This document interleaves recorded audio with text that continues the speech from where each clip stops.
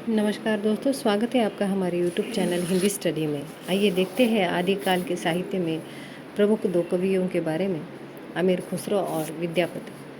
अमीर खुसरो को खड़ी बोली के प्रयोक्ता कवि माना जाता है। पूरा नाम उनका है अब्दुल हसन। जन्म 1254 में एटा के पटियाला गांव में हुआ था तथा मृत्यु 1325 में हुई है। अमीर खुसरो को संस्कृत, अरबी, फारसी, तुर्की और भारत की कई अन्य प्रांतीय भाषाओं का ज्ञान भी था। इनकी प्रसिद्ध रचनाएं हैं खालिकबारी, पहेलियाँ, मुखरियाँ, दो सुखने, गज़ल आदि।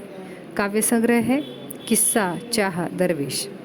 उनके गुरु निज़ामुद्दीन औलिया थे। चमत्कार और कौतूहल की प्रवृत्तियाँ खुसरो की प्रेरणा से हिंदी काव्य में विशेष स्थान प्राप्त किया है।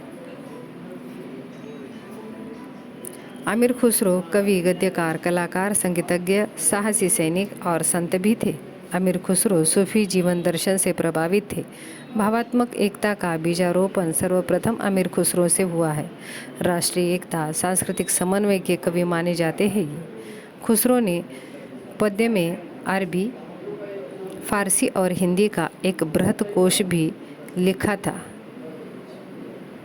जिसका कुछ अंश खालिकबारी नाम से जाना जाता है। अमीर खुसरो की पहेलियों और मुकरियों का संग्रह 1953 में काशी नागरी प्रचारणी सभा द्वारा खुसरो की हिंदी कविता नाम से प्रकाशित हुआ है।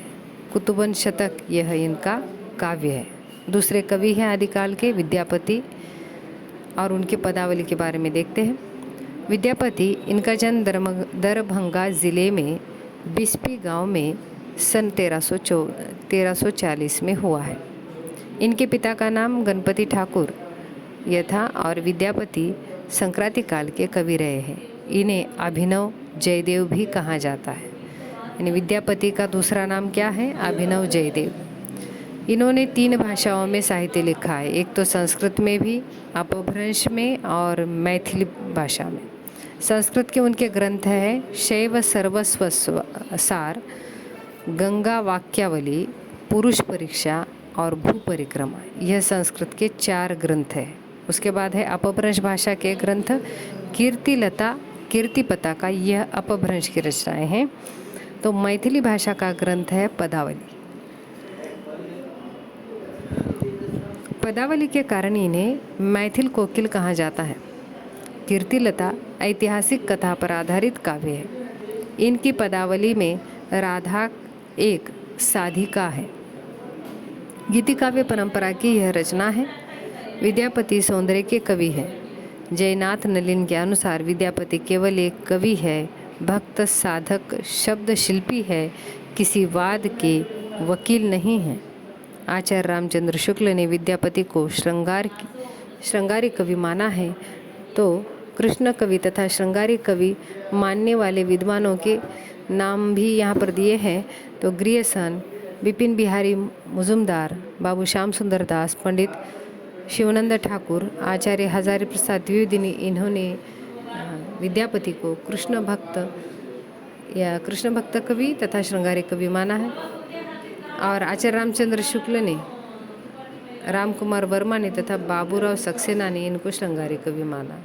यानी कृष्ण भक्त कवि विद्यापति को मानने वाले कौन थे? तो ग्रियर्सन, विपिन बिहारी मुजुमदार, बाबू श्याम सुंदर दास, पंडित शिवानंद ठाकुर और आचार्य हजारी प्रसाद द्विवेदी। तो विद्यापति को श्रृंगारी कवि मानने वाले आलोचक कौन हैं? आचार्य रामचंद्र शुक्ल, डॉक्टर राम कुमार वर्मा और बाबूराव सक्सेना। विद्यापति के पद अधिकतर जिनमें नायिका और नायक राधा कृष्ण है, उन्होंने पदों की रचना श्रृंगार काव्य के रूप में की है और भक्त के रूप में उन्होंने काव्य रचना नहीं की।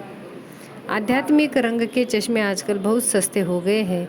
उन्हें चढ़ाकर जैसे कुछ लोगों ने गीत गोविंद के पदों में आध्यात्मिक संकेत बताया है, वैसे ही विद्यापति के इन पदों को भी देखा जाता है।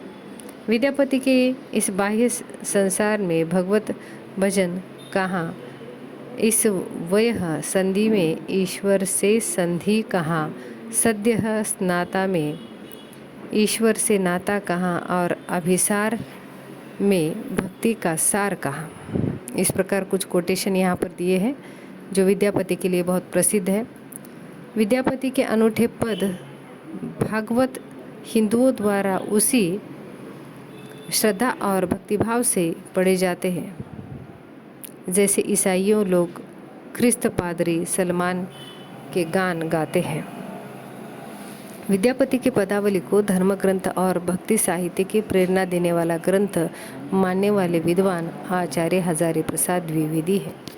विद्यापति में माधुर्य भाव की भक्ति झलकती है, वे वैष्णव कवि माने जाते हैं। इस प्रकार दोस्तों हमने यहाँ पर आदिकाल के 2 प्रमुख कवियों के बारे में आज जाना। फिर मिलेंगे अगले वीडियो में। लेकिन दोस्तों आपने इस जानकारी को सुना है, यह आपके लिए उपयोगी जानकारी है, यह दोस्तों को भी आपके पता चले और उनके भी काम आए, इसलिए जल्दी से शेयर कीजिए और वीडियो को लाइक करना ना भूलें। बहुत बहुत